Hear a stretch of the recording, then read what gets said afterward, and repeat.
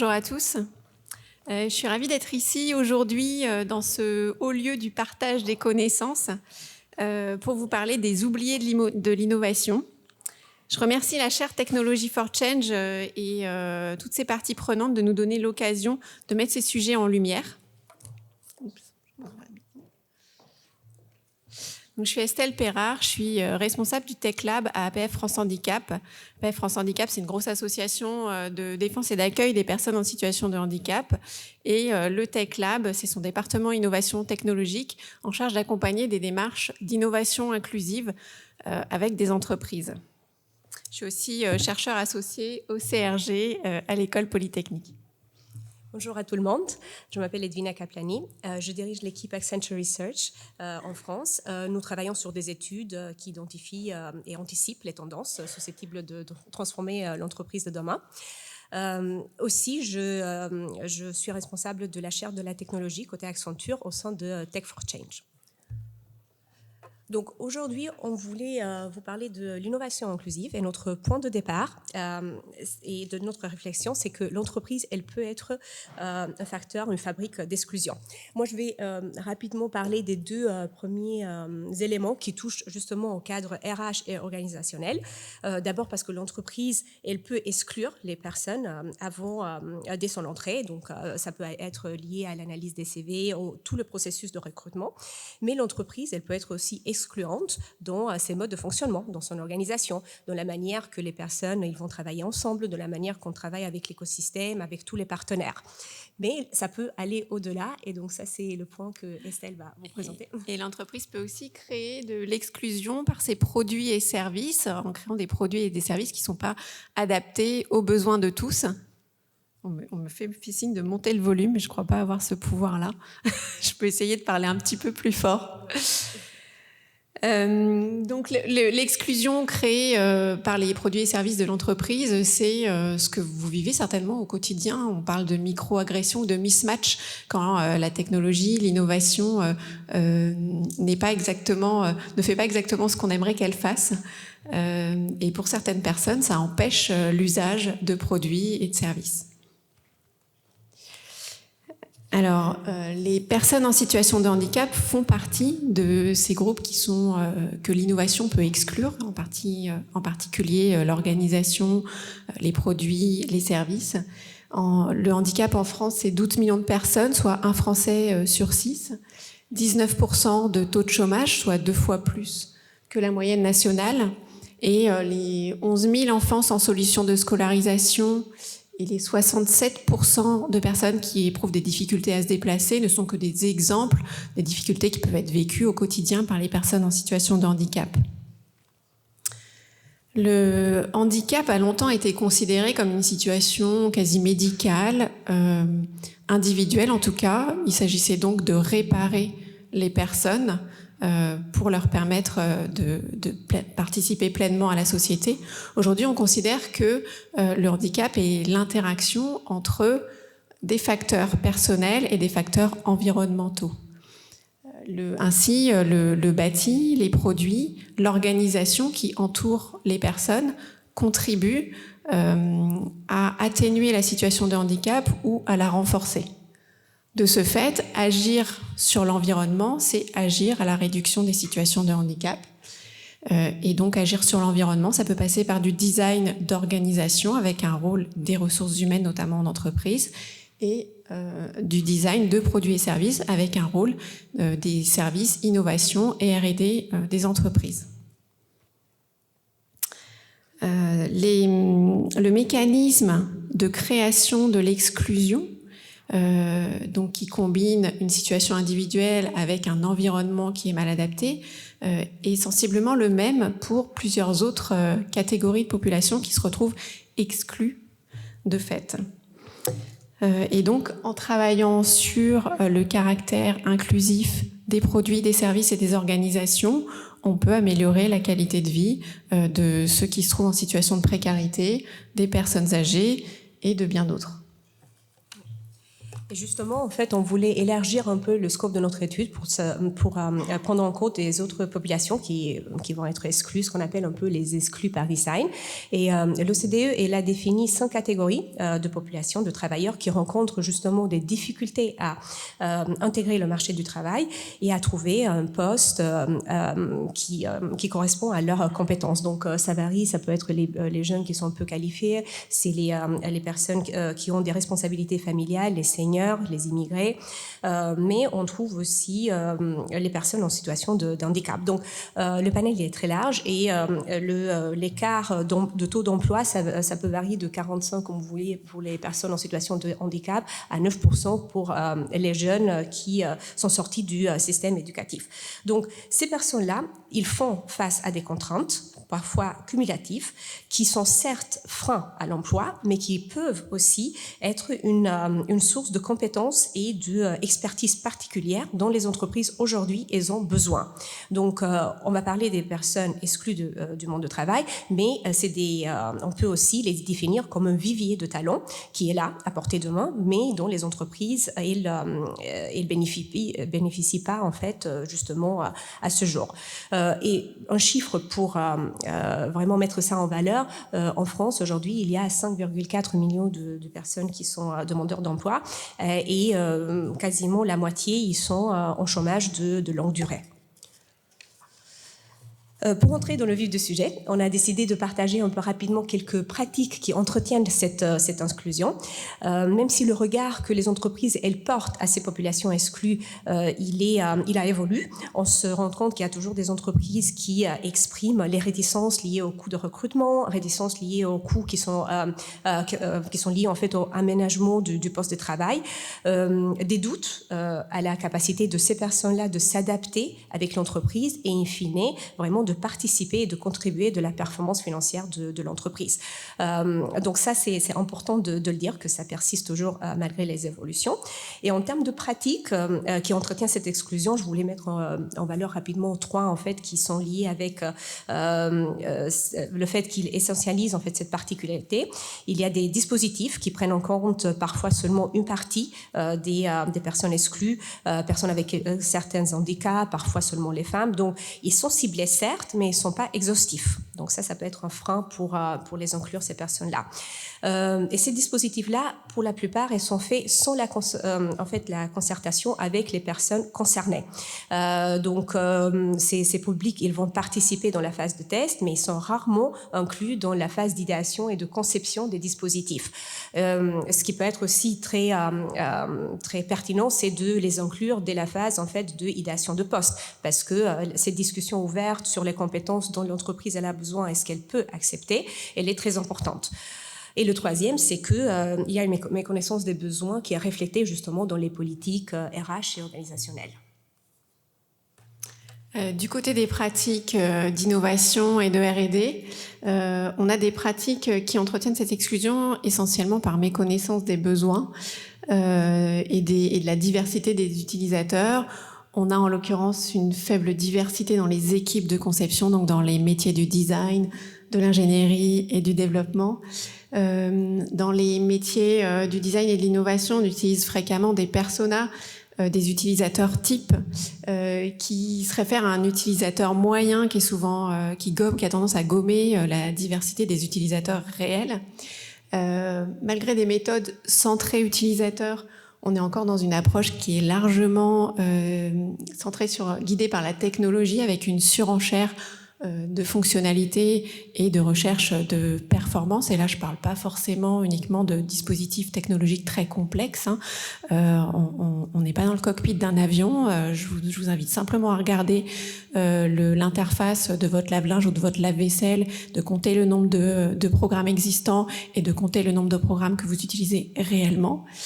On a des produits qui sont de plus en plus complexes à utiliser, qui induisent une surcharge cognitive qui passe souvent inaperçue, mais que vous vivez tous. Et puis, dans le contexte de développement de l'intelligence artificielle, on a des outils qui vont tendre à gommer, là aussi, la diversité des personnes et des besoins. Justement, on voulait mettre en évidence ça parce que il y a un tournant qui est nécessaire et en même temps, il y a un contexte qui est favorable à ce tournant-là. Il est favorable sur le volet macro parce que on fait face à un taux de chômage relativement bas. Il y a des enjeux importants sociétal, mais aussi écologique, le vieillissement de la population. Donc, les entreprises, elles sont obligées à s'adapter et vraiment aller chercher ces personnes qui sont éloignées de l'emploi. Et en même temps, le contexte, il est favorable aussi au niveau micro, au sein de l'entreprise, parce qu'on se rend compte que les entreprises, elles sont de plus en plus agiles et elles ont les outils pour permettre une individualisation de parcours, une personnalisation en fait du poste, des nouvelles formes de travail avec une flexibilité. Donc, elles ont les moyens pour justement prendre ce tournant-là. Et donc le tournant qu'on propose aux entreprises, c'est le tournant de l'innovation inclusive. L'innovation inclusive, c'est l'innovation avec et pour les publics exclus de l'innovation. Il s'agit d'inclure des groupes exclus dans les processus d'innovation et de chercher à répondre à leurs besoins pour améliorer leur qualité de vie et par extension celle de tout le monde. L'innovation inclusive, le pari que nous faisons, c'est que ces pratiques, c'est pas de la philanthropie.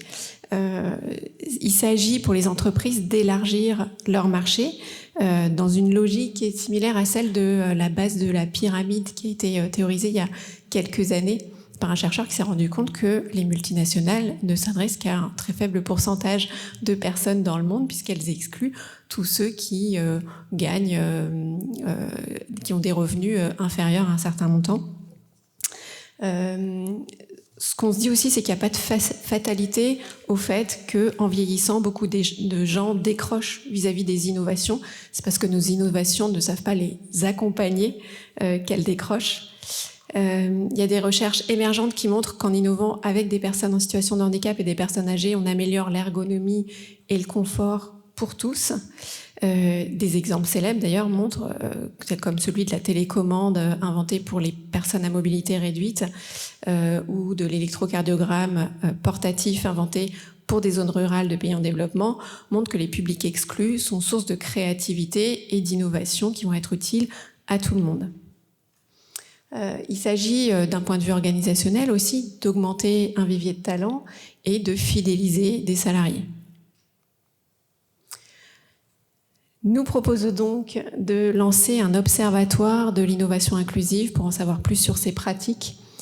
L'objectif, ça va être de comprendre ce qui se passe dans les grandes entreprises sur ce sujet-là en matière de processus d'innovation, de promouvoir les bonnes pratiques, d'identifier les bénéfices vécus par les entreprises qui s'initient à ces démarches, d'identifier des leviers pour mettre l'innovation inclusive au cœur des démarches RSE des entreprises, et de faire se rencontrer des acteurs engagés. Donc on a une première étude exploratoire en cours, on va réaliser une trentaine d'entretiens auprès de responsables innovation, design et R&D, de responsables RH et d'acteurs de l'innovation inclusive.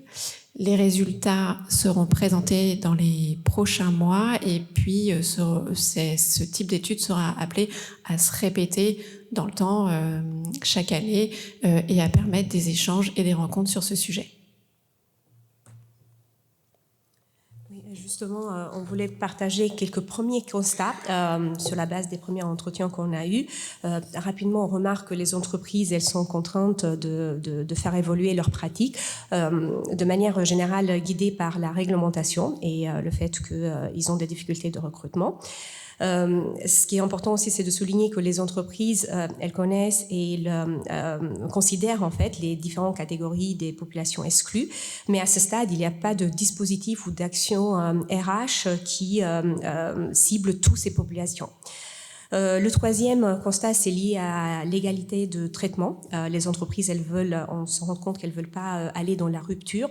Cela peut concerner l'adaptation du poste, tout l'accompagnement, la compensation. Donc, la ligne entre égalité et équité, elle est très fine, mais pour le moment, les entreprises, elles sont au très cas par cas et justement s'assurer que tout le monde aille les éléments pour faire son travail correctement, mais avec cette équité comme guide de pratique.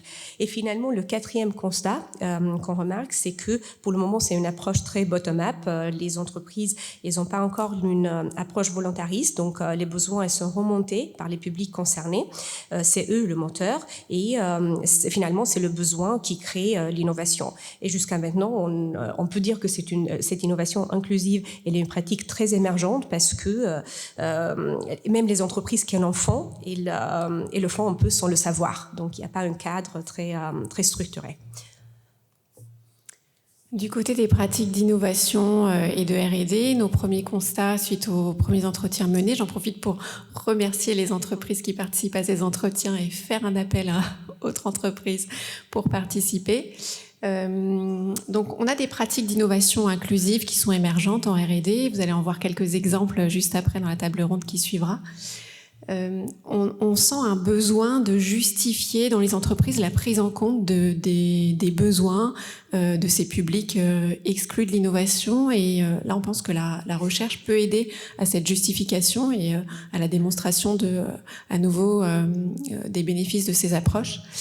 On sent une tension aussi, une crainte de concevoir des produits trop spécifiques dans le cadre de démarches d'innovation inclusive.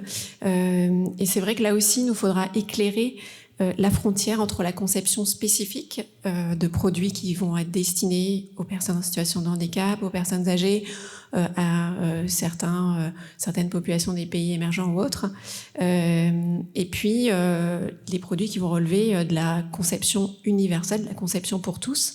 Il nous faudra éclairer la manière dont de nouvelles pratiques de conception, notamment aux possibilités qu'on a maintenant d'individualiser les offres et les produits, peuvent aider à gérer cette tension. On identifie aussi à ce stade, donc que ce soit une grande surprise, mais une méconnaissance des publics exclus de l'innovation. Clairement, le système d'éducation qui forme les managers, les ingénieurs, les designers, les développeurs de demain a un rôle important à jouer pour que ceux-ci ouvrent les yeux sur la diversité qui les entoure. Donc pour parler de tout ça et illustrer un peu ces démarches, on vous propose une table ronde qui va être animée par Sarah Lourdez, qui est chargée de capitalisation, recherche et prospective à la Fondation Accenture.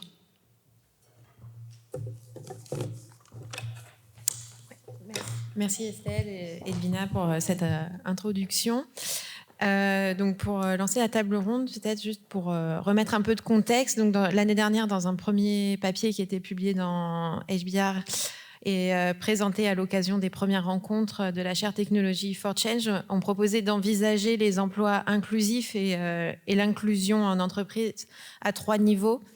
Le premier niveau, c'est à l'entrée dans l'entreprise, donc en permettant à des personnes qui appartiennent à des groupes de population qui rencontrent des difficultés à intégrer ce marché du travail, à entrer dans l'entreprise, donc à s'adapter, leur permettre d'entrer dans l'entreprise et d'y trouver un emploi à la hauteur de leurs compétences. Le deuxième niveau, c'est au sein de l'entreprise, à travers des fonctions qui permettent de rendre réelle et effective l'inclusion des personnes une fois recrutées, en particulier de ces publics différents que l'on rencontre peu dans le milieu de l'entreprise. Et le troisième niveau, c'est au niveau donc de la conception des biens et services pour qu'ils soient inclusifs, afin qu'ils soient adaptés, utilisables par tous. Et c'est donc, comme on l'a, je pense, largement présenté là, à ce niveau-là que nous considérons que les méthodes d'innovation inclusive qui visent à inclure des utilisateurs dits extrêmes dans les processus d'innovation et de conception sont un outil puissant pour porter l'inclusion à la fois au sein de l'entreprise et au-delà. Donc, ce qu'implique cette définition en 3 niveaux, en 3 dimensions, c'est 2 choses. Premièrement, à travers cette définition, on pense qu'il y a on amène un enjeu de cohérence en fait au sein de l'entreprise, c'est-à-dire qu'il s'agit que l'inclusion, elle infuse à tous les niveaux de l'entreprise, qu'elle reste pas cloisonnée à une équipe R&D ou à un chargé d'inclusion et de diversité. La deuxième implication, c'est que la notion d'inclusion, elle a été d'être traditionnellement attachés au champ du handicap, probablement en raison des évolutions réglementaires, des obligations légales qui sont faites aux entreprises en matière d'emploi de personnes en situation de handicap, qui ont permis d'amener le concept et de porter ces enjeux au sein de l'entreprise. Et nous avons souhaité, comme l'expliquait Edwina, l'élargir à d'autres publics qui sont exclus du marché du travail, aussi dans l'idée de capitaliser sur les efforts qui sont faits dans le champ du handicap et de l'élargir à des nouveaux publics. Donc c'est pourquoi sur cette table ronde, on a souhaité rassembler à la fois des acteurs plutôt avec des spécialités plutôt dans le champ RH et organisation, et des spécialistes plutôt de la R&D, de l'innovation, du design, donc dans l'idée de vraiment décloisonner cette vision de l'inclusion et de créer un continuum de l'inclusion en entreprise. Donc pour cette table ronde, nous avons Sarah Richard, qui est chercheuse en RH et en organisation, spécialiste des questions de handicap, donc à ma gauche direct. Joséphine Labroue, qui est directrice générale adjointe du groupement d'intérêt public Les entreprises s'engagent. Kim Helbold, qui est anciennement directeur du design chez SEB et est désormais à la tête de l'équipe Innovation Insight de SEB. Et Emmanuel Terrien, qui est directeur du design du groupe Atlantique, qui conçoit des solutions de chauffage. Je vous laisserai revenir vous présenter un peu plus largement lors de vos interventions. En tout cas, Kim et Emmanuel, vous avez tous les deux porté des démarches d'innovation inclusive au sein de vos entreprises. Donc peut-être en introduction de cette table ronde, pour commencer, on va parler juste de revenir sur la notion d'inclusion. Sarah, est-ce que tu peux revenir sur le concept de l'inclusion en entreprise? Quand est-ce qu'il apparaît? Dans quel contexte? Et les évolutions qu'il a pu connaître? Bonjour à tous. Merci Sarah pour cet échange autour de ce sujet passionnant qu'est l'innovation inclusive. Donc je me représente rapidement. Donc en effet, je suis enseignant-chercheur à l'EM Strasbourg et mes travaux portent justement en gestion des ressources humaines sur les dynamiques d'emploi des personnes en situation de handicap. Donc un sujet qui rentre bien dans les thématiques de l'inclusion, puisque comme l'a dit Sarah, c'est un peu avec le handicap que tout a commencé, puisque l'origine de ce concept, on va la trouver comme on trouve d'autres évolutions sociétales récentes. Elle est issue en fait des conflits mondiaux, donc des conflits mondiaux qui ont finalement nécessité de se questionner sur l'intégration de certaines populations, l'intégration, l'apparition des femmes sur le marché du travail, également bien sûr la prise en compte des invalides de guerre, d'où les législations qui s'en sont suivies ensuite à l'égard du handicap. Alors, d'un point de vue définition, une définition de l'organisation inclusive que j'aime bien de Ferdman 2017, qui nous dit que dans les organisations inclusives, finalement, c'est des organisations où des personnes de toutes identités peuvent être elles-mêmes, elles peuvent contribuer pleinement au collectif et elles peuvent en être membres à part entière. Donc là-dedans, dans cette définition, vous avez plusieurs éléments importants. Vous avez la notion de reconnaissance identitaire qui est important, le fait de pouvoir être reconnu pour son identité, la notion de pouvoir participer et également le sentiment d'appartenance. Alors dans les, on va dire, la terminologie proche, vous retrouvez souvent inclusion, diversité comme des termes qui sont interchangeables. En fait, l'inclusion, vous allez plus loin que la diversité, puisque on peut considérer qu'on a un public, par exemple des employés divers, c'est-à-dire qui représentent différentes catégories de population de la société, mais ça ne veut pas dire pour autant qu'on aura une organisation inclusive avec les 3 caractéristiques que j'ai présentées. Donc finalement, le fait d'avoir des employés, une diverse workforce peut être un driver de pratiques inclusives. Ça peut être à la fois donc un générateur de pratiques inclusives, mais ça peut aussi être, les pratiques inclusives peuvent aussi être un driver de la diversité, puisque ça peut augmenter l'attractivité pour ces diverses populations. Mais ce n'est pas parce qu'on a de la diversité qu'on va avoir de l'inclusion.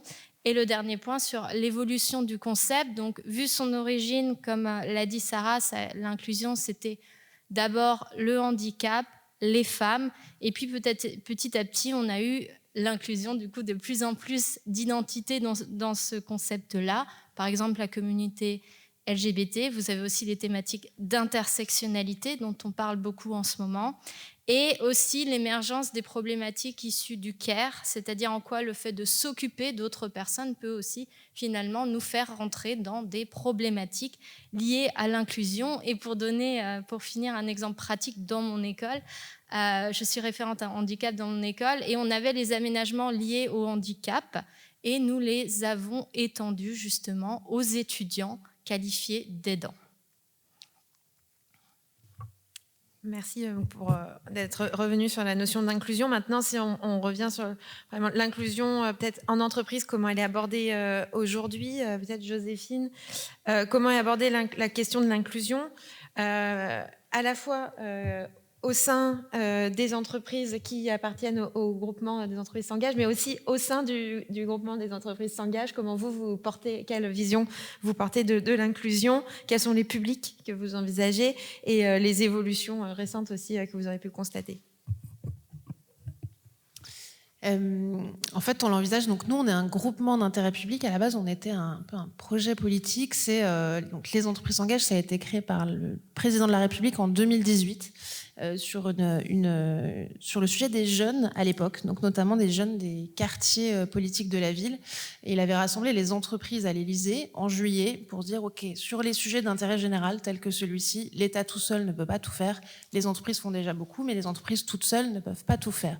Donc à partir de là, ce projet a été créé et aujourd'hui, il rassemble environ 70 000 entreprises qui sont associées, engagées de près ou de loin, en tout cas dans la communauté, et qui décident de s'engager sur divers sujets d'engagement. Nous, c'est notre point d'entrée. Donc, ça va couvrir des sujets, en effet, d'inclusion, mais aussi, on va dire, de durabilité d'environnement. Le sujet de l'inclusion, il est dans notre ADN dès le départ, parce qu'on est sous tutelle, en tout cas, du ministère du Travail, mais aussi cofondé par Pôle emploi. Et c'était vraiment une initiative, notamment de Thibaut Guilluy, qui aujourd'hui est haut commissaire à l'emploi et préfigurateur de France Travail, mais je ne m'attarde pas dessus, qui lui est un entrepreneur d'insertion à la base et qui a initié toute cette nouvelle, d'une certaine manière, cette politique publique renouvelée de l'engagement des entreprises. Donc, il a aussi apporté sa touche d'acteur et d'entrepreneur dans l'insertion de l'inclusion, d'une certaine manière, pendant 20 ans. Donc, on l'aborde de plusieurs manières. Auprès des entreprises, nous, notre objectif, c'est de pouvoir accompagner les entreprises. Et il y a beaucoup de choses très intéressantes qui ont été partagées au début de la table ronde, de pouvoir mettre en œuvre leur volonté, leurs engagements sur le sujet de l'inclusion. C'est vrai que l'observatoire, ce qui a été visé, c'était beaucoup les grandes entreprises. Et quand on parle des entreprises, il n'y a évidemment pas une seule réalité, mais des réalités diverses. Dans le tissu économique en France, c'est 99,9% de TPE-PME. Donc quand on parle d'entreprises inclusives ou d'engagement des entreprises, il y a évidemment les grandes qui ont pas mal de choses à mettre en œuvre et pas mal de choses à partager, mais aussi les petites. Nous, notre objectif, c'est de s'adresser à toutes et de donner les moyens, y compris aux petites, de pouvoir passer à l'action. Donc ça va être à travers des programmes sur la jeunesse, des programmes pour pouvoir faciliter la coopération avec les acteurs du handicap, les acteurs de l'IAE. On a développé une action sur le mentorat. Enfin, on a énormément de choses qui se développent et on observe aussi dans les entreprises, mais peut-être qu'on en parlera tout à l'heure, ça a été évoqué également des innovations de facto. C'est-à-dire que moi, je rencontre tous les jours des petites entreprises qui font des choses incroyables, mais qu'elles n'auraient jamais mis quasiment ni dans la case innovation, ni dans la case inclusion. Donc je pense que ce sont des choses aussi à partir des territoires qu'on peut vraiment, on sera ravis de pouvoir les partager aussi pour capitaliser dessus. Et peut-être le dernier point à ce stade, on est un groupement d'intérêt public, nous on croit en la force du collectif. C'est vraiment ce qu'on va proposer aux entreprises de la communauté, c'est de se rassembler, d'agir ensemble, de s'inspirer de ce que le voisin peut savoir faire, de ce que ensemble elles vont pouvoir arriver à créer comme idée et à créer comme bonne pratique. Donc on met un certain nombre de moyens en œuvre pour animer et créer ce collectif à la fois au niveau national et dans chaque territoire, dans tous les départements où les entreprises sont invitées à se rejoindre, à inventer des choses, donc en particulier encore beaucoup sur le sujet de l'inclusion. Merci. Peut-être si on passe du côté R&D, l'innovation design de notre table ronde. Kim, pour commencer, peut-être, comment est pensée l'inclusion, comment elle est abordée chez SEB, et est-ce qu'il y a eu des évolutions au cours des dernières années? Et puis ensuite, Emmanuel, ce sera la même question. Et bonjour à vous, ravi d'être là et de parler de ce sujet qui me tient très à cœur, évidemment. Le sujet donc d'inclusivité ou d'inclusion est très vaste, hein, comme il y a beaucoup d'aspects qui sont sous ce nom inclusivité.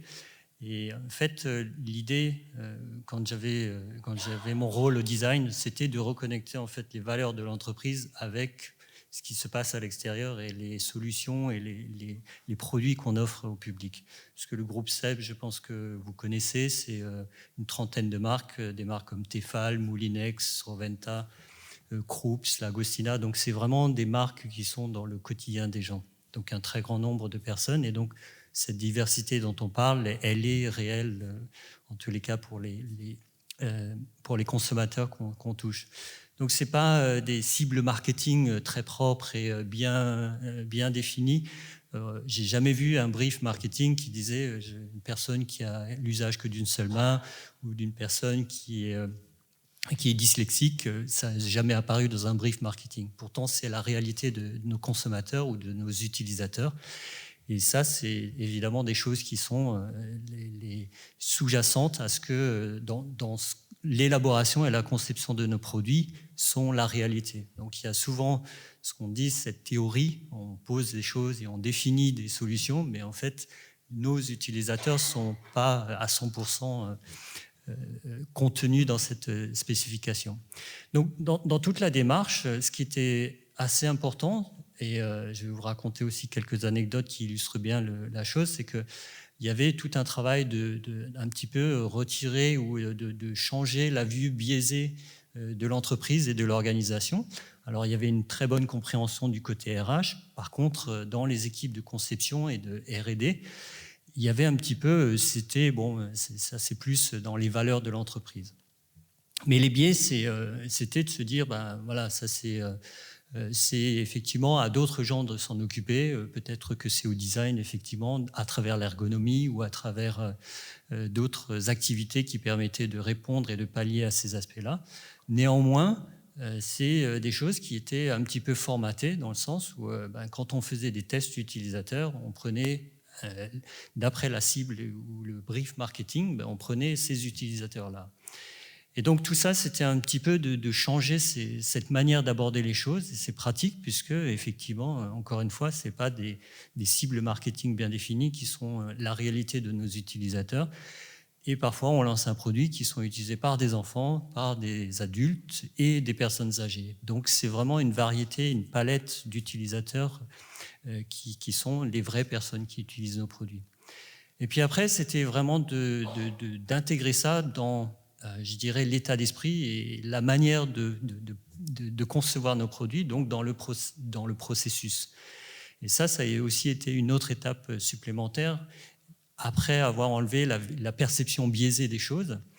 Mais en fait, c'est un petit peu normal aussi. Je crois que ça a été présenté, certains éléments factuels, mais par exemple, on sait que 80% des handicaps sont invisibles. Donc il y a des choses, c'est pour ça qu'on n'a pas tellement conscience de ces situations de handicap. C'est des choses qui sont réelles aujourd'hui.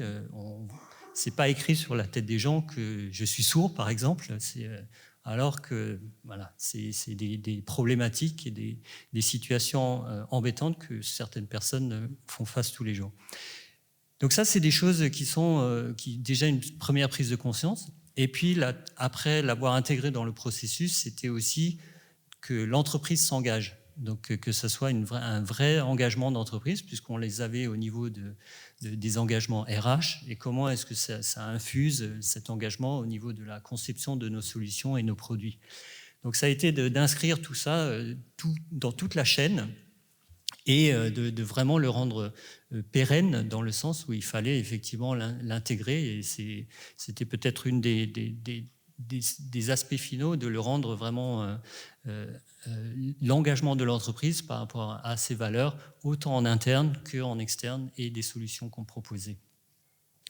Donc ça, c'est des étapes qui étaient très importantes et pas évidentes à mettre en place, puisque évidemment, si on démarre tout de suite avec le produit, je pense, enfin l'expérience qui a été que j'ai retrouvée dans l'historique de l'entreprise, c'est que ce qui s'est passé, c'est que ça a été un petit peu un one-off. Et donc, il y a eu quelques solutions et puis c'est retombé un petit peu dans les oubliettes et ça ne s'est pas intégré vraiment dans la culture d'entreprise en termes de conception et dans tout le processus de R&D effectivement de notre groupe. Merci. Du coup, Emmanuel, comment vous envisagez l'inclusion rapidement au sein du groupe Atlantique ? Bonjour à toutes et à tous. Donc Emmanuel Terrien, je suis en charge du design et de l'innovation centrée utilisateur pour le groupe Atlantique. Donc vous comprendrez que mon centre de gravité est plutôt Human for Change que Technology for Change. Mais en tout cas, le groupe Atlantique est certainement moins connu que le groupe SEB et pour autant, on vous accompagne chaque jour avec nos solutions de confort thermique. Donc notre métier, c'est de chauffer l'air, chauffer l'eau, traitement d'air. Et donc, on est présent dans vos logements, on est présent dans les lieux comme celui-ci, dans le tertiaire. On a un enjeu extrêmement important sur la décarbonation et un autre sur la gestion de l'eau, on en parlait tout à l'heure. L'une des missions du groupe Atlantique, c'est de rendre nos solutions accessibles à tous et adaptées à chacun. C'est ainsi que c'est écrit. Et en tant que designer, je me suis dit, mais est-ce qu'elles sont vraiment accessibles à tous, nos solutions ? Alors oui, elles le sont d'un point de vue technique. Oui, on sait répondre à toutes les énergies, on sait répondre à toutes les problématiques du bâtiment.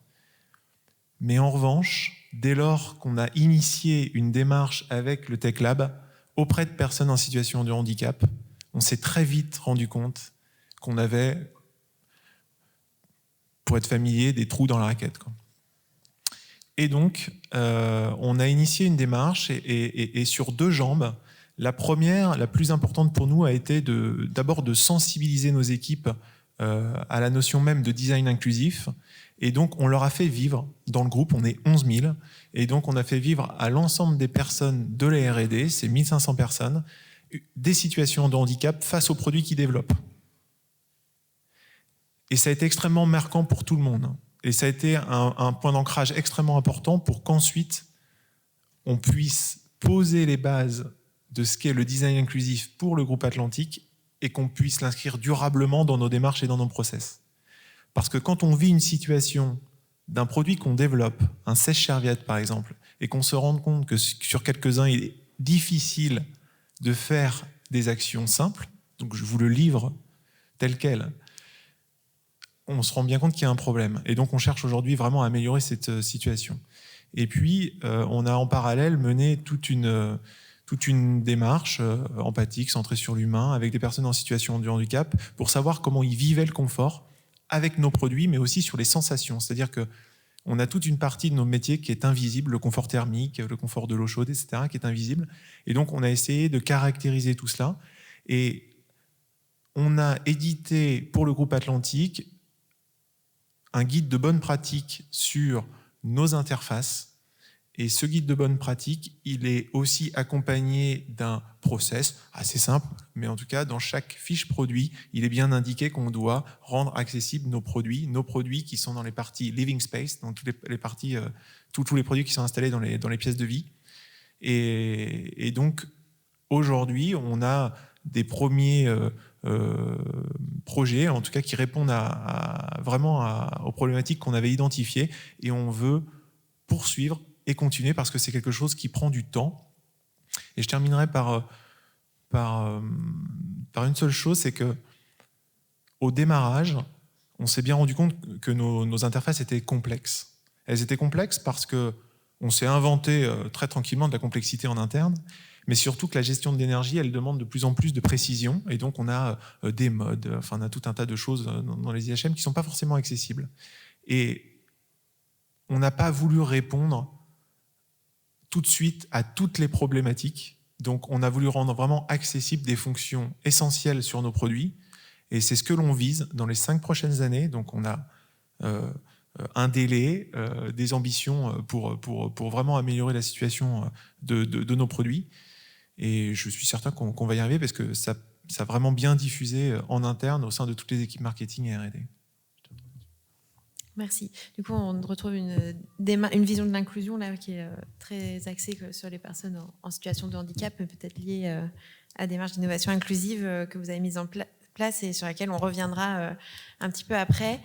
Peut-être juste pour revenir, donc on avait énoncé en introduction les 3 dimensions, les 3 niveaux de l'inclusion en entreprise. Le premier niveau, c'était de permettre à des personnes qui ont difficilement accès au marché du travail d'entrer dans les entreprises. Donc je voulais revenir là-dessus pour commencer, Joséphine. Parce que, comme on disait, aujourd'hui, les entreprises elles rencontrent des difficultés pour recruter. Donc, on peut penser aussi que c'est un moment qui est opportun pour élargir le recrutement, l'ouvrir à d'autres profils de candidats, assouplir les critères. Donc, est-ce que c'est une tendance que vous constatez, que vous confirmez auprès des entreprises? Et peut-être revenir sur quelles sont les nouvelles pratiques qui peuvent être expérimentées, voire mises en place par les entreprises, et puis les enjeux que vous percevez. Oui, c'est quelque chose qu'on observe assez sensiblement auprès de toutes les entreprises avec qui on interagit, et encore une fois, petites et grandes. Ce qu'on voit, c'est qu'elles sont, alors pour les plus avancées, au-delà de la réponse à une contrainte, qui est aujourd'hui la contrainte, la difficulté de recrutement, donc qui va pousser les entreprises à élargir leur vivier de recrutement, et on pourra y revenir, et qui de fait permettent d'accueillir ou d'ouvrir les portes de l'entreprise à des publics qui auparavant n'auraient pas forcément eu leur préférence, je vais le formuler comme ça. Mais les plus avancées vont même un petit peu plus loin, et elles vont. On a beaucoup parlé pendant longtemps de l'employabilité des personnes. C'est-à-dire qu'il fallait avoir les bonnes compétences, il fallait avoir le bon CV, il fallait avoir la bonne formation, les bons savoir-être. De plus en plus, en tout cas nous on le prône et beaucoup d'entreprises se l'approprient désormais, les entreprises parlent de l'employeurabilité de l'entreprise. C'est-à-dire qu'au lieu d'essayer de faire rentrer un rond dans un carré, peut-être qu'il faut arrondir un peu les angles du carré, le carré étant l'entreprise dans cette magnifique métaphore, pour s'adapter aussi aux collaborateurs. Donc il y a des entreprises qui le font aussi, on en a parlé, dans leurs produits et leurs services, mais de plus en plus, elles le font auprès de leurs collaborateurs même. Donc ça va être, alors il y a vraiment beaucoup d'exemples, mais et la plupart du temps, celles-ci qui ont cette interrogation n'ont pas ou ont beaucoup moins de problèmes de recrutement que les autres. C'est-à-dire qu'aujourd'hui, pour recruter, il ne faut pas uniquement envoyer une liste de CV à Pôle emploi, ça ne suffit pas, il faut se réinterroger sur sa fonction employeur, et il faut essayer d'interroger aussi les fonctions de manière différente et les compétences qu'on attend, de les envisager de manière différente. Alors on a beaucoup d'exemples. Là, le dernier qui me vient en tête, c'est sur le sujet des seniors, qui fait d'ailleurs partie de la liste évoquée. J'ai échangé hier avec Anne Cagnard. Alors elle est dirigeante d'une entreprise de télémarketing à Nice. Elle dirige 180 personnes. Et depuis la création de cette entreprise, elle a décidé, ce qui n'est pas commun dans le secteur du télémarketing, de miser sur le public senior. Pour des raisons personnelles, donc c'est vraiment lié à l'engagement personnel de la dirigeante, mais aussi pour des raisons de valeur ajoutée à apporter dans l'entreprise. Elle a réfléchi, et ce qu'elle a pu mettre en place très concrètement, c'est d'une part du CDI pour pouvoir sécuriser les personnes jusqu'à la fin de leur parcours. Aujourd'hui, c'est 30% de son public qui a plus de 55 ans de ses collaborateurs, ce qui est beaucoup pour le secteur. Et elle a mis en place le temps choisi. Ça, je ne sais pas si vous connaissez l'expérimentation Territoire zéro chômeur de longue durée, mais c'est aussi quelque chose qui a été mis en place dans cette expérimentation. Donc tous les 6 mois, les personnes peuvent adapter leur temps de travail en raison de... Ça permet de s'adapter aux questions de parentalité, mais aussi aux questions d'équilibre vie professionnelle et vie personnelle. Évidemment, ça fait beaucoup écho au nouveau rapport au travail que les entreprises se prennent un petit peu frontalement aujourd'hui avec la jeunesse, et sur lesquelles elles sont à la fois contraintes mais assez enthousiastes de s'interroger. Donc nous, ce qu'on essaye de faire, c'est d'accompagner ces transformations pour voilà, qu'elles puissent avancer et en tout cas poursuivre cette ligne d'aller vers plus d'égalité, en tout cas, et voire même de fraternité. Moi, j'y crois beaucoup dans la manière dont les entreprises vont accueillir les nouveaux collaborateurs. Et ça, c'est sur l'exemple des seniors, mais il y en a beaucoup d'autres. Merci, c'est un bel exemple. Et c'est vrai qu'on a beaucoup l'exemple de personnes en situation de handicap ou alors de personnes ou des jeunes, mais c'est vrai que les seniors sont aussi dans l'actualité. On m'a dit qu'il me reste 5 minutes, ça ne va pas du tout. Donc le deuxième temps de l'inclusion, c'était l'inclusion au sein de l'entreprise, on en parlait. Donc permettre à une personne de s'intégrer, d'évoluer dans l'entreprise. Peut-être Sarah, rapidement, quels sont aujourd'hui dans les entreprises les freins persistants à l'inclusion des personnes en situation de handicap, mais aussi plus largement les personnes exclues? Ok, donc je vais partir des freins du handicap qui est élargir certains d'entre eux. Donc là, on fait un petit retour en arrière, du coup, sur ce qui freine encore. Du coup, un des premiers freins, c'est lié encore à la question des diplômes, justement. Est-ce que ces personnes-là, les personnes que je veux inclure, est-ce que je vais les retrouver dans mon vivier, dans le vivier que je souhaite recruter? Le deuxième point, c'est comment est-ce que j'adapte justement mes processus de recrutement pour répondre à de nouveaux enjeux et pour aller plus loin dans le processus de sélection. Vous allez aussi retrouver quelques préconceptions par rapport à l'attractivité de certains postes, et notamment dans le cas du handicap, où il y a encore un peu cette conception.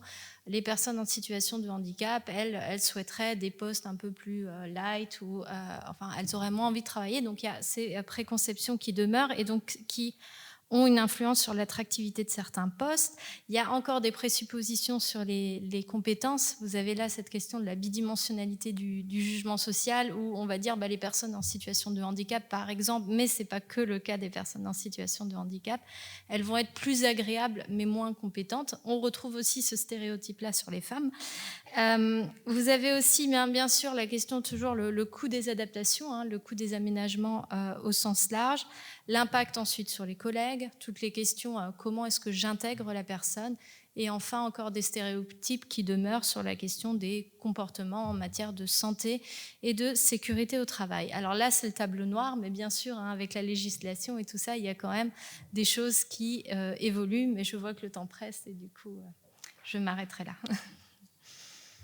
Merci. Et donc, on revient au troisième niveau, ce qui est celui de la conception des biens et des services. Donc, comme on disait en introduction, Kim, Emmanuel, donc vous avez porté des démarches d'innovation inclusive dans vos entreprises. Je pense que vous êtes déjà un peu revenu dessus quand vous nous avez parlé de votre manière d'aborder l'inclusion. Peut-être pour commencer, Kim, qu'est-ce qui vous a poussé à rentrer dans cette démarche d'innovation inclusive chez SEF? Donc, vous en avez déjà un peu parlé, mais est-ce que vous pouvez revenir pour illustrer vraiment ce qu'a pu donner cette démarche d'innovation inclusive en termes de bien conçu et les bénéfices que vous avez pu tirer de la démarche, à la fois au niveau du groupe, de l'entreprise, des collaborateurs, des utilisateurs. Donc, l'impact de la démarche d'inclusion aussi sur la culture d'inclusion du groupe. Oui, en fait, c'est parti d'un constat assez simple, c'est que quand j'ai rejoint le groupe, pris quelques produits et qui étaient difficilement utilisables, enfin que j'avais eu du mal à utiliser, tout simplement parce que les pictogrammes étaient trop petits, illisibles, le contraste n'était pas bon. Donc je me suis dit qu'une personne alors je porte des lunettes, mais qui voit encore moins bien, aurait encore plus de problèmes. Donc clairement, la conception de nos produits n'est pas bonne. Donc il y a eu tout un alignement de planètes avec des initiatives aussi en parallèle par rapport à l'innovation à impact sociétal, d'autres équipes qui travaillaient. Et on a eu la chance de pouvoir dédier une ressource au design pendant 1 année à travailler sur les principes de design inclusif. Et puis, quand on travaillait, en parallèle aussi, on commençait à injecter ça dans le processus, comme je disais, de varier nos panels d'utilisateurs, de testeurs, d'élargir la diversité de nos testeurs. Et puis, au fur et à mesure, tout ça a commencé à prendre forme et à devenir de plus en plus visible dans l'organisation. Et puis, donc, j'ai eu droit à une présentation au COMEX. Et là, c'était un petit peu la pression pour aller vraiment expliquer. Et ça a été très, très bien reçu, évidemment, et parce que c'est un sujet qui, en étant évidemment prônant les valeurs employeurs inclusifs, c'était tout d'un coup une matérialisation, une incarnation de ce que l'entreprise promouvait en interne, et ça devenait tangible. Et puis aussi, mais par contre, encore une fois, une petite anecdote par rapport à l'état d'esprit qu'il fallait changer, c'est que le COMEX m'a demandé, alors maintenant, tous ces principes de design inclusif, c'est protégé, donc ça nous appartient. Et puis, Et là, j'ai coup de stress parce que j'ai dû leur annoncer que, en fait, le document qu'on avait publié et qui est un livre, vous pouvez aussi le télécharger, était en open source. Alors là, tout le monde a un petit peu fait une drôle de tête, mais c'était assez facile d'expliquer que c'est le principe même de cohérence, d'inclusivité. C'était justement de ne pas le garder pour soi, mais c'était aussi de le partager, de le rendre accessible et diffusé plus largement possible.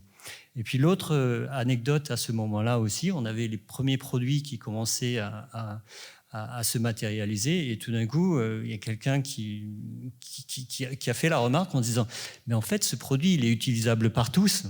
Et là, je me suis dit « Ça y est, on a réussi ».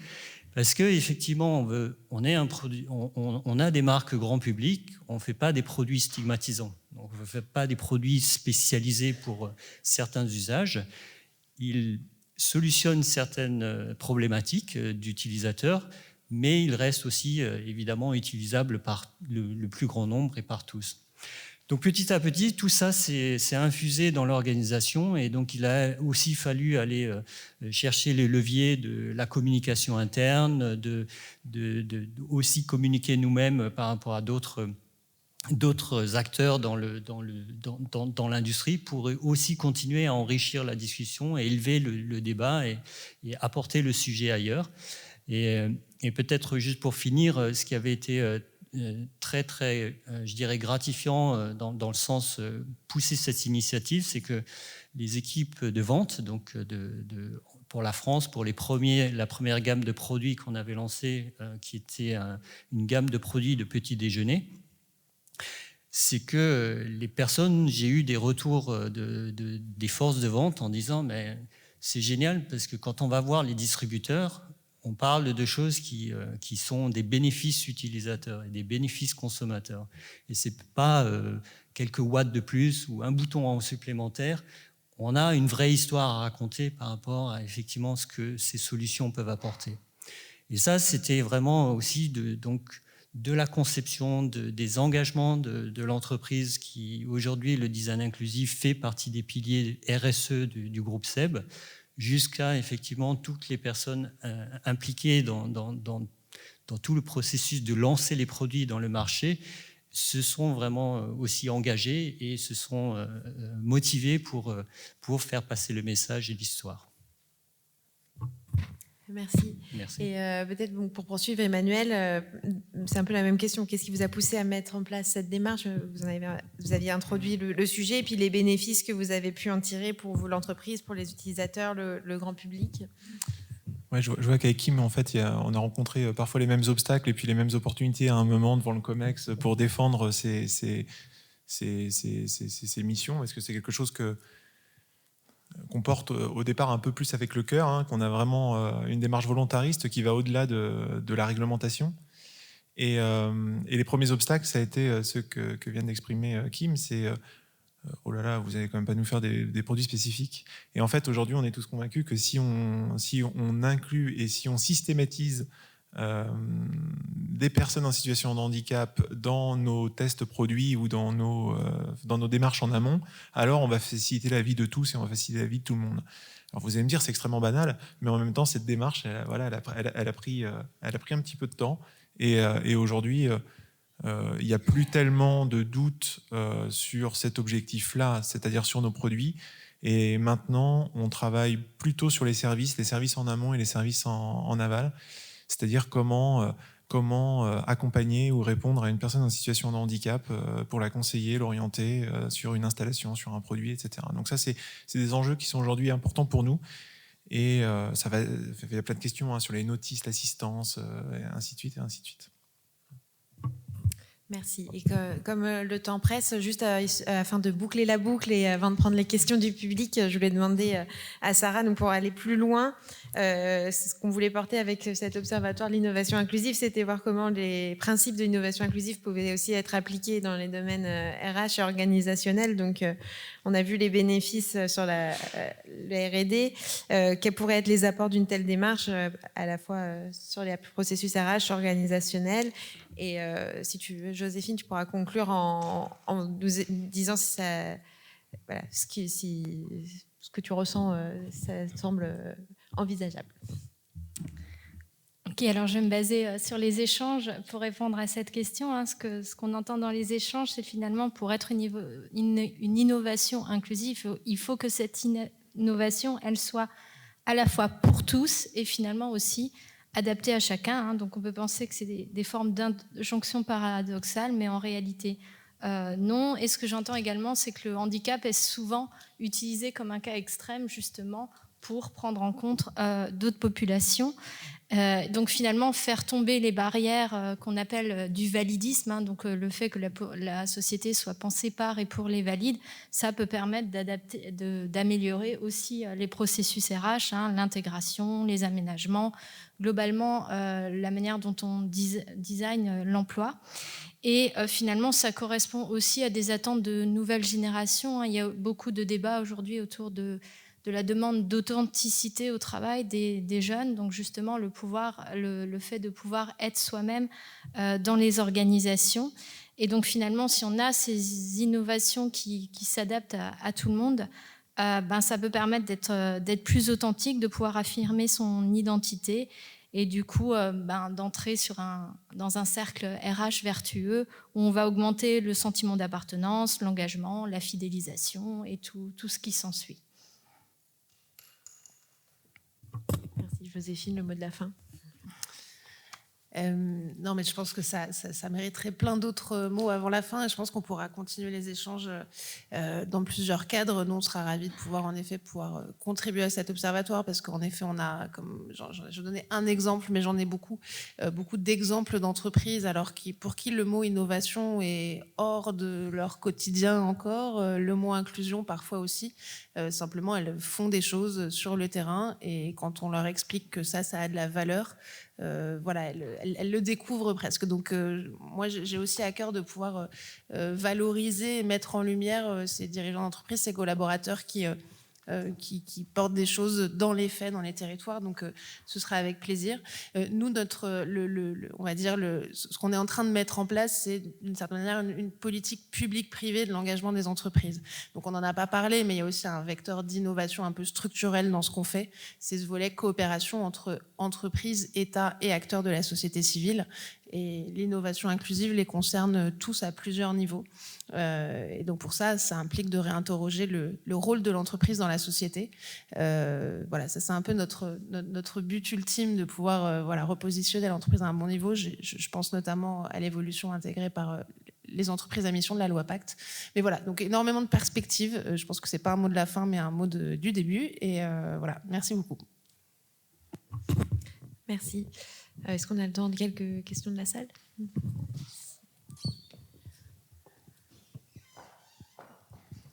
Bonjour, merci à tous pour ces présentations. J'ai deux questions. La première est pour Kim et Emmanuel. Du coup, pour l'innovation inclusive dans les produits, est-ce que on ne peut pas l'étendre à l'environnement dans lequel le produit est situé ? Je m'explique. J'ai eu par le passé la chance de faire des expérimentations avec la ville de Paris sur son éclairage public. Donc on menait des expérimentations avec des malvoyants tout simplement. On faisait un circuit en jour et au moment du crépuscule et puis le soir pour voir comment ils évoluent et par exemple ils ont du mal à intercepter les feux tricolores, les passages piétons, verts, etc. Et on s'est rendu compte tout de suite qu'il n'y avait pas que la lumière qui dérangeait. Pourquoi on peut traverser un trottoir par exemple, tout de suite il y a des trottinettes, des motos, des terrasses, des tables. En fait, la ville n'est pas adaptée à tout le monde et pas que le produit qui n'est pas adapté. La deuxième question, du coup, ça m'emmène à la poser à Joséphine. Est-ce qu'on peut intégrer aussi dans les entreprises les collectivités pour que l'espace public en fait soit adapté à tout le monde ? Et merci.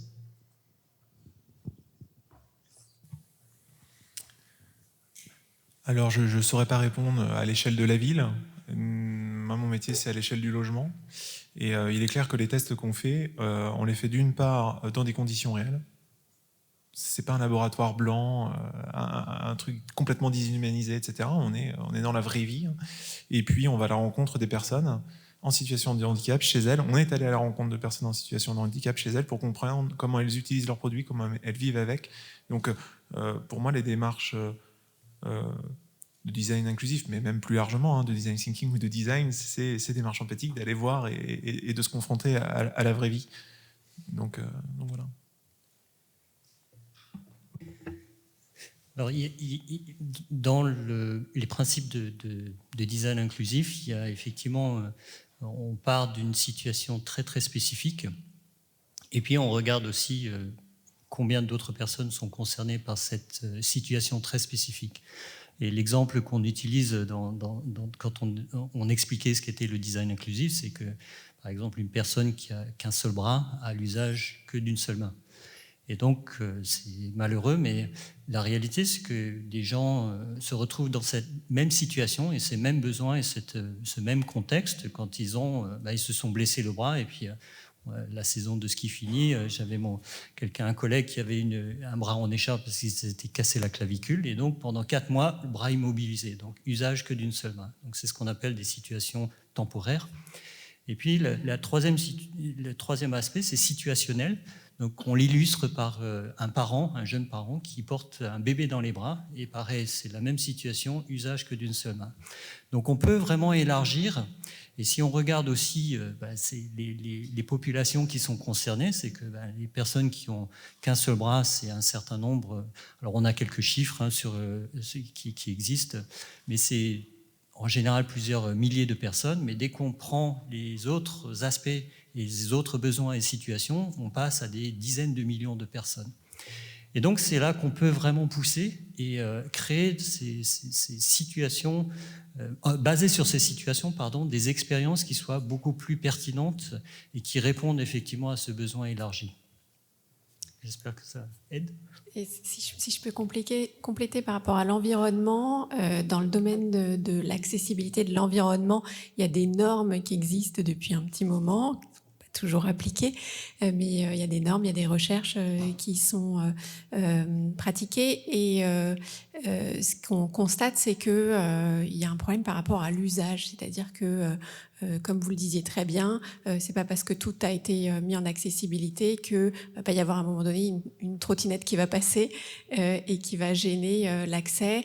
Et donc, nous, on se focalise sur le produit parce que c'est quelque chose qui est beaucoup moins exploré. Le produit et le service, c'est quelque chose qui est beaucoup moins exploré dans les recherches sur l'accessibilité, mais on a aussi ce focus sur l'usage, et l'usage, ça veut dire placer le produit dans son environnement, et c'est le travail qu'on a essayé de faire aussi, notamment avec Emmanuel, quand on se questionnait sur, par exemple, l'emplacement que pouvaient prendre les produits atlantiques dans les maisons. Peut-être très rapidement sur la question des collectivités. Aujourd'hui, dans les territoires... Alors, nous, notre cœur de métier, ça va être plutôt les entreprises, pour le moment en tout cas. Dans les territoires, on a des collectivités sur leur fonction employeur, et donc sur les sujets RH qu'on évoquait depuis tout à l'heure, qui ont rejoint les clubs, les entreprises s'engagent dans les territoires, donc qui ont envie aussi de se réinterroger et d'échanger avec les entreprises. Donc, on sait qu'il y a aussi une belle marge de progression dans le public en général, et nous, par notre jambe État, on a une jambe entreprise, mais aussi une jambe État, on croit, en tout cas, on essaye de croire en notre capacité de transformation interne aussi de l'État sur ces sujets-là, par l'intérieur, donc à la fois sur la fonction employeur, mais plus généralement sur les sujets d'engagement, donc tout le champ de la RSE. Mais des choses se font, et sans doute qu'elles se feront davantage à l'avenir. Bonjour, merci beaucoup pour cette table ronde très intéressante. Je me posais une question d'ordre un peu général. Vous avez beaucoup parlé des personnes handicapées. C'est une population très diverse et ça a beaucoup été pris un peu comme une généralité. Autant quand il a été question du design, j'avais l'impression que c'était à chaque fois, on se raccrochait à des cas spécifiques ou à des choses. Mais quand il s'agit soit de réflexion plus académique ou alors d'un aspect plus politique public, est-ce que c'est pas difficile entre guillemets, de parler de cette généralité, d'un ensemble cohérent, alors que c'est quand même des situations extrêmement diverses, ce qui est encore plus vrai si vous parlez, quand on utilise le terme de diversité. Vous avez fait une liste de ce qui se trouve dans la diversité, enfin, qui me semble avec des situations extrêmement différentes. Donc voilà, ma question est celle de la diversité dans la diversité, si on peut dire.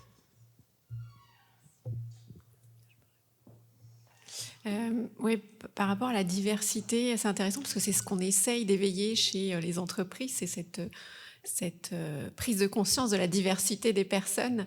Et c'est vrai qu'il y a une grande diversité aussi à l'intérieur de cette catégorie handicap.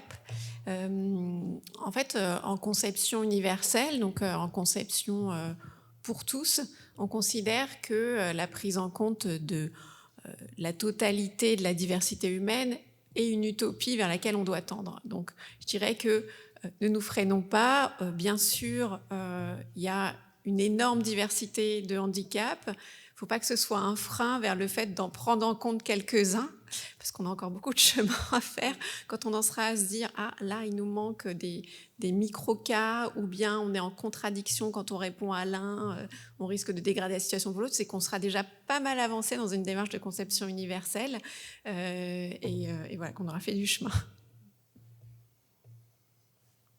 Peut-être pour compléter la manière dont on aborde justement dans ces notions d'emploi inclusif, la manière d'aborder la diversité, c'est plutôt pour, dans l'idée de prendre en compte qu'il y a une diversité en effet de personnes, de publics, de contraintes que les personnes peuvent rencontrer au niveau individuel.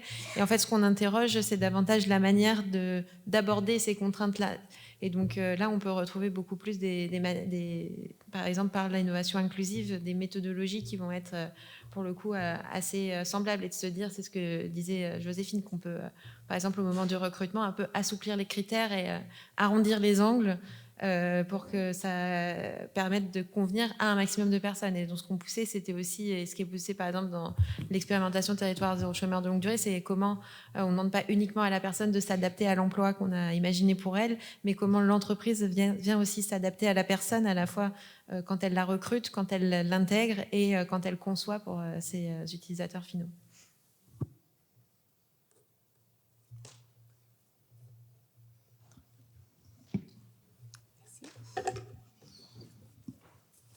C'est une dernière question?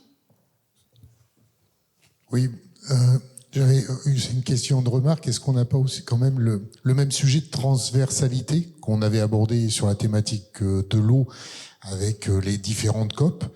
Nous, au sein des fois des entreprises, on se retrouve en face à des fois de choses quand même assez segmentées. Je vous cite un exemple. Donc, il y a des référentiels sur l'accessibilité, par exemple pour des sites web, enfin un certain nombre de services numériques, et vous avez un référentiel sur l'éco-conception.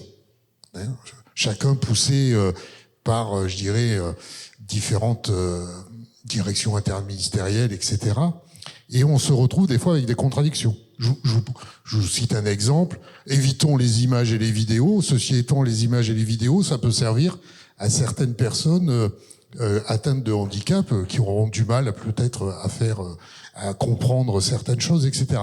Donc je pense qu'il y a quand même, je ne sais pas comment vous voyez cette nécessité de transversalité sur, je dirais, une éco-conception diverse, inclusive, etc., où on essaie de traiter les problèmes dans la problématique parce qu'on a quand même tendance là à beaucoup segmenter, et ça peut être aussi un frein dans l'adoption pour les entreprises parce qu'on se retrouve avec une multiplicité de référentiels, de normes à gérer qui peuvent être contradictoires entre elles. Enfin, contradictoires, avec des fois des points de friction.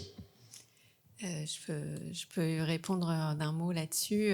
Et effectivement, aujourd'hui, il y a des contradictions. Je pense que des travaux de recherche pourraient vraiment éclairer une convergence de ces règles. Aujourd'hui, on n'a pas de référentiel précis pour évaluer l'accessibilité, le caractère inclusif de produits. Donc, il faut peut-être commencer par là pour ensuite aller vers une convergence.